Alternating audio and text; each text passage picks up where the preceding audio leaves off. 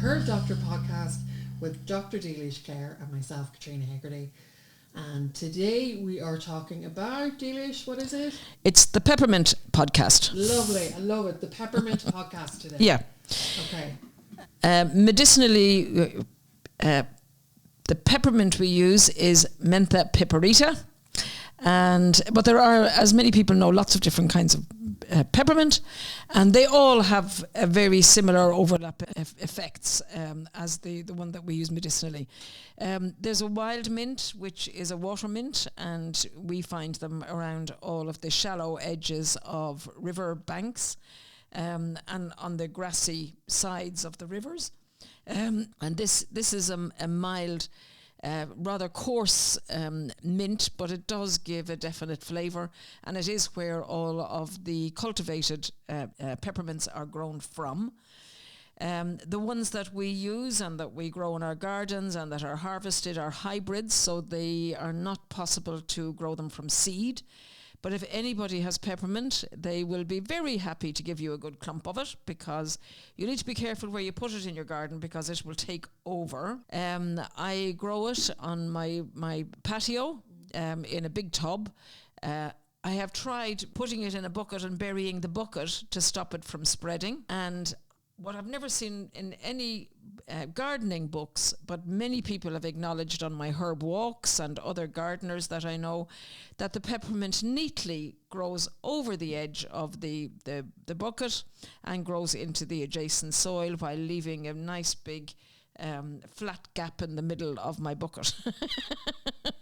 So it is containable, but you do need to leave it enough room to expand, and then possibly dig around the edges to stop it totally taking over every 3 or 4 years. It's not difficult.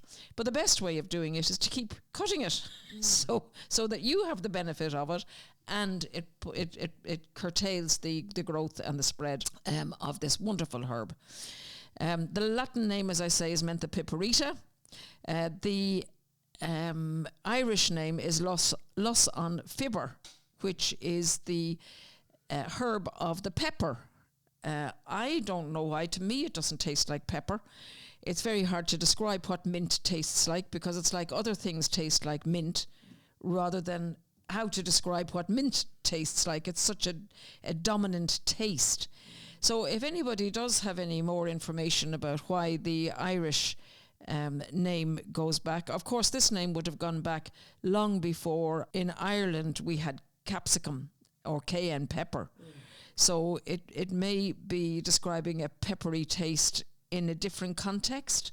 Like, we would look at peppers and think of black peppers or red peppers, but we wouldn't have had those. These come from the spice roots. So when Irish was the language of the day, it wouldn't have had access to those particular tastes in our taste palette. But any more information would be very welcome. If there's any experts in the etymology of Irish language, that would be really nice. One of the main ingredients is the volatile oil. You know that a plant has volatile oils because it has an aroma. One of the important things about knowing that your plant has a volatile oils in it, because they're usually one of the main active constituents, is that when you sniff your cup of herb tea, you'll get this nice smell. Now, what you want to do is make sure that you put a cover on your tea so that the volatile oils don't all nourish and soothe and heal the table. Okay, because that's not much good. So you want the volatile oils to be as concentrated as possible. So this is why we have teapots. It's to keep all the flavour in, right? We've neglected tea leaves and tea leaves and teapots.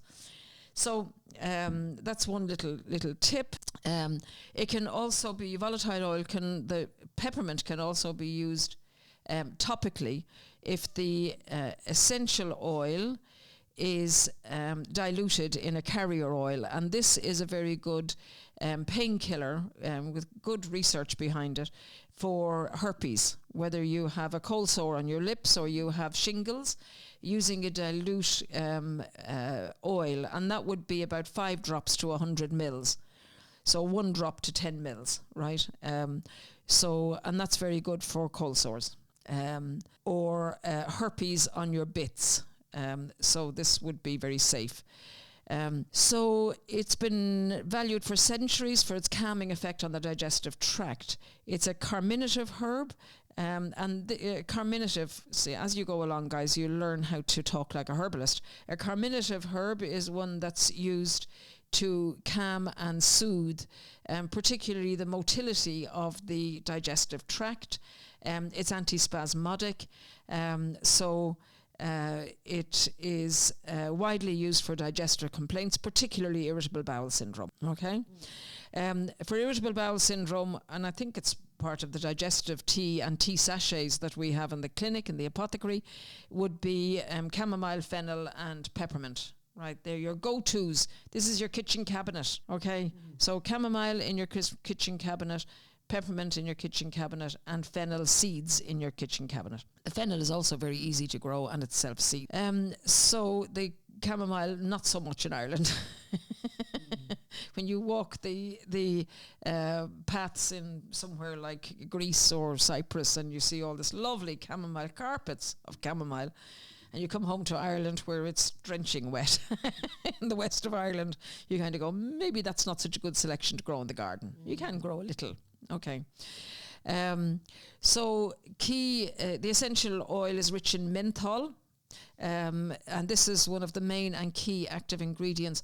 Unfortunately, because it can be made into a product with a quite powerful effect, most of the research has been done on the peppermint oil rather than the whole plant. So menthol is the constituent of the essential oil that's responsible for the cooling effect, and it has a cooling and antispasmodic effect. Other ingredients are terpenoids and other volatile oils, phenolic compounds and flavonoids. And other compounds include carotenes, which you get in carrots, tocopherols, which are related to vitamin E, betaine, and choline. So this is, I'm spelling this out because when you look at the research, it's nearly all based on the essential oil.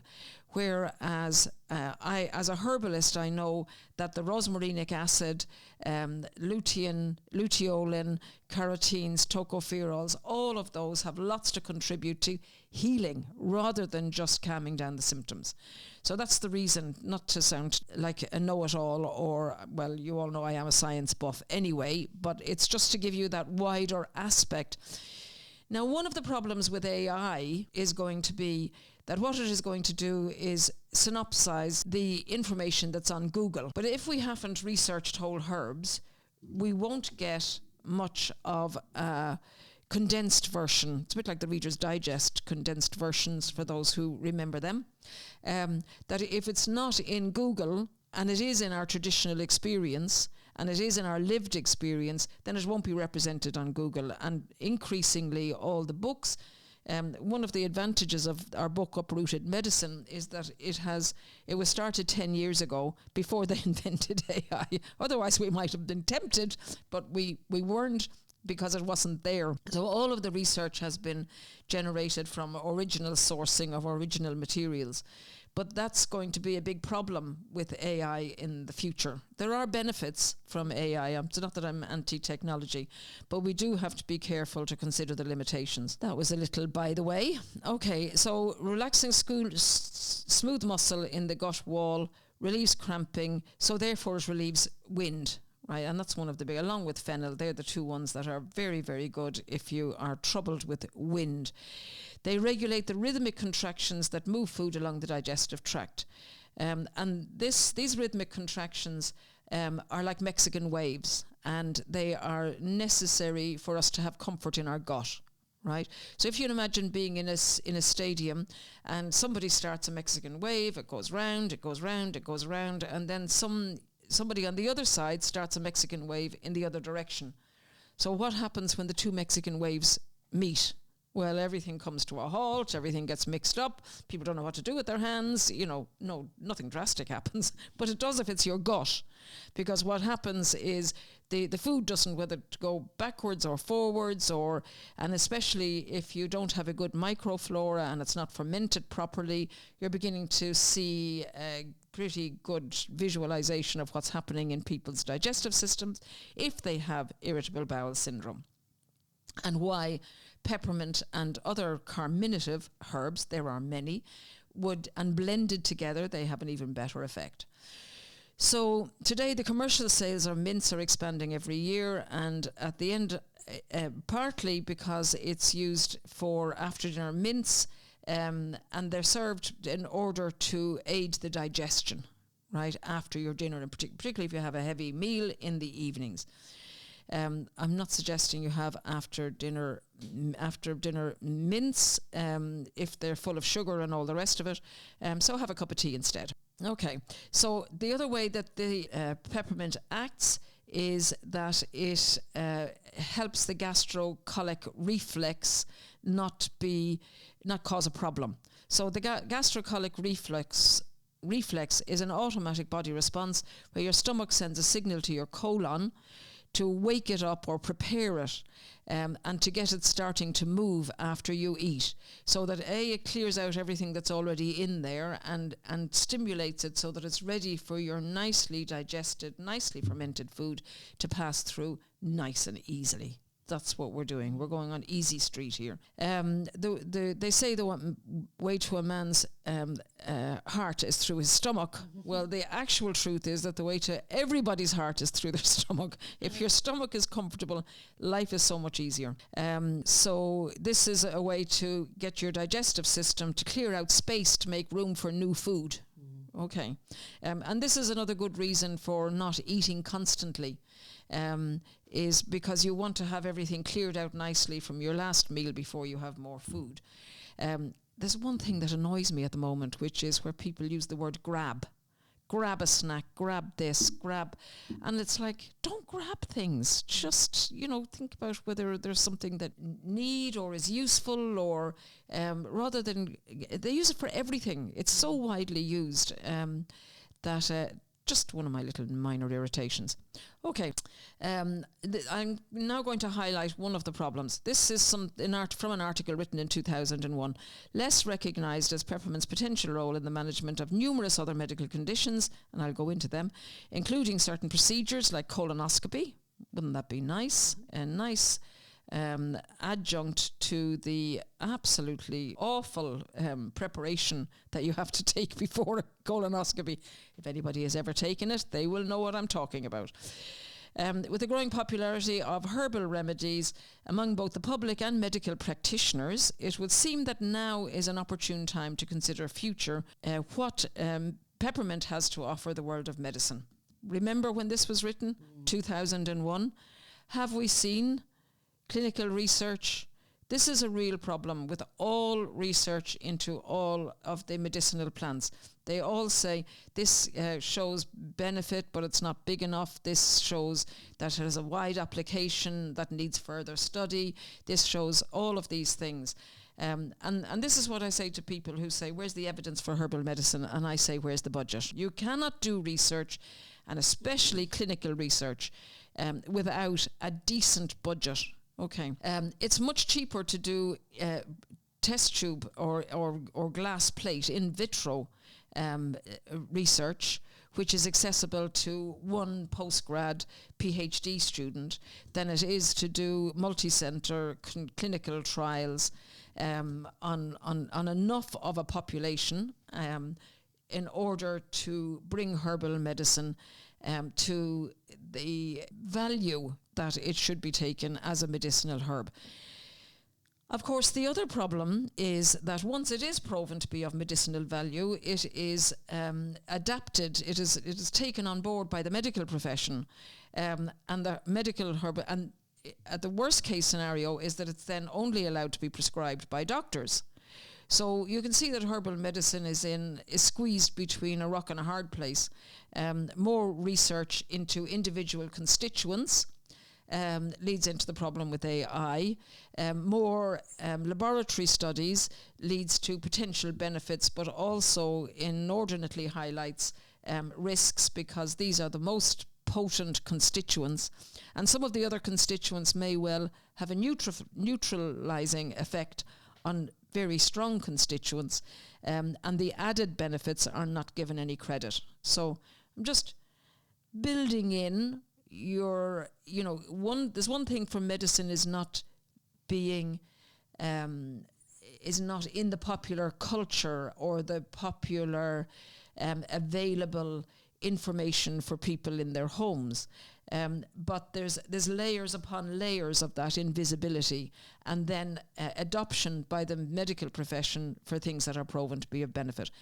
And this is absolutely demonstrable, because if you do go to your doctor with irritable bowel syndrome, one of the drugs regularly prescribed is a very concentrated peppermint oil. Then you get that this can't be used with gastroesophageal reflux disease, which is very common in people with heartburn if they have an endoscopy.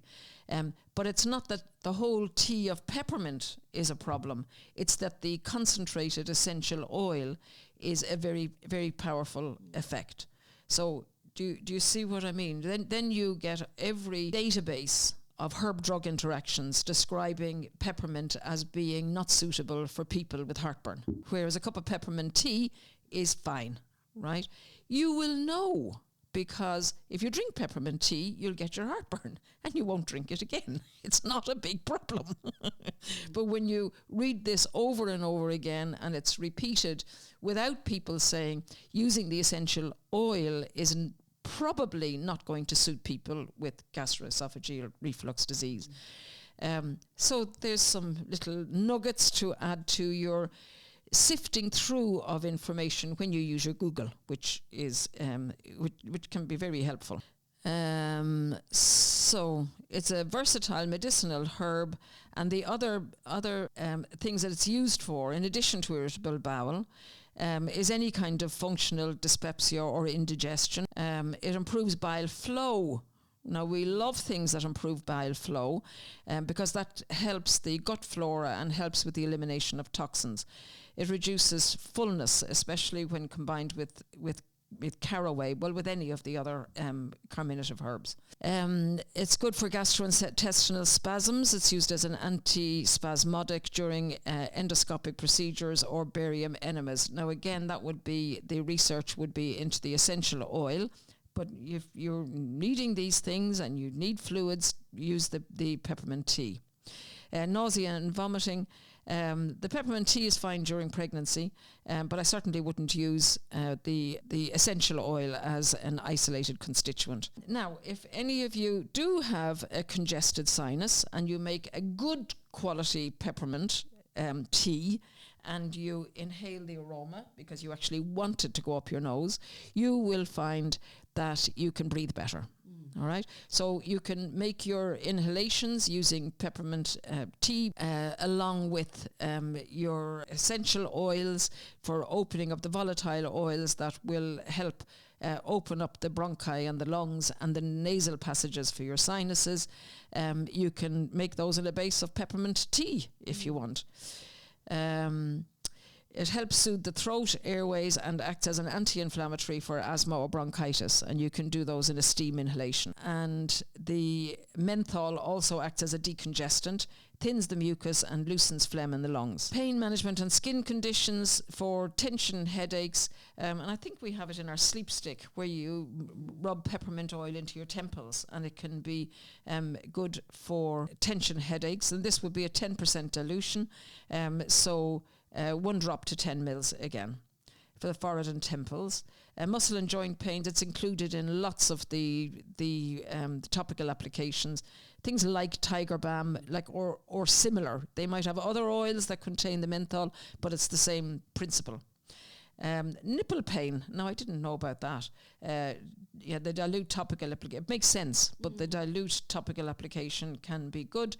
And if there is any left on the nipple and the baby sucks on it, so long as it's very dilute and used in a very pure oil, it could also be helpful with baby colic.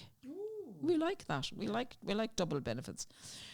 Okay, but make sure it's dilute, okay, and wipe off most of it. You don't want to have the baby, you're talking about, if there is a little bit left behind, it's not the worst thing that can happen, and the baby might actually have less colic. Okay, its bacterial properties are useful for plaque, which is why it's in toothpaste, reduce gum inflammation, and treat bad breath, which is why when you're going on a date, people commonly use the peppermint sprays for a mouth refreshener. Mental fatigue, it's used in aromatherapy to increase alertness and reduce mental fatigue. Infection control, it's because it's antibacterial and antifungal. It's used against certain bacteria such as E. coli and Staph aureus and some yeasts. So, and also for radiation protection. Some studies suggest it may offer protection against radiation damage. So precautions are, as I said, for the heartburn and gastroesophageal reflux disease.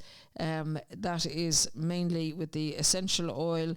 Shouldn't be used in infants or small children as it may cause breathing problems. Again, that's certainly the essential oil. It's like the eucalyptus. Eucalyptus smithii is the only essential oil that can be used topically in children. So you do need to be very cautious with essential oils. Pregnancy, the peppermint tea is no problem. In large doses, it's not. They say the safety is not fully established. When they say that, it means that the research hasn't been done, because there's two things about research. One is that the funds aren't available, so therefore it's a no-go area. And the second thing is when they're studying herbal medicines in a clinical setting, they often do, the team doing the research often does not include a medical herbalist. All right. So that also leads to, sometimes it leads to wasting funds, which I think is a real problem. Again, in the podcast notes, you'll find that there are some references, and I'm going to say enjoy your peppermint tea, and enjoy good digestion, and I'll leave you with that. Thank you for listening to the Herb Doctor podcast with Dr. Dilis, Clare, and myself, Catriona Hegarty. We hope you enjoyed today's episode. Brought you some practical tools, fresh insights to support your natural health journey.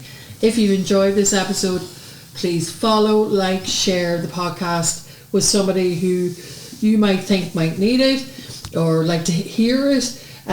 Your support helps us grow the show as well and keeps these conversations going.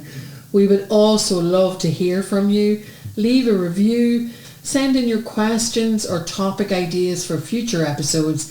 And just to let you know that this podcast is sponsored by Uprooted Medicine Book, and it's available at uprootedmedicine.com, and you can also order it at your local bookstore. Until next time, take care and stay well, and we'll talk to you soon. Bye for now.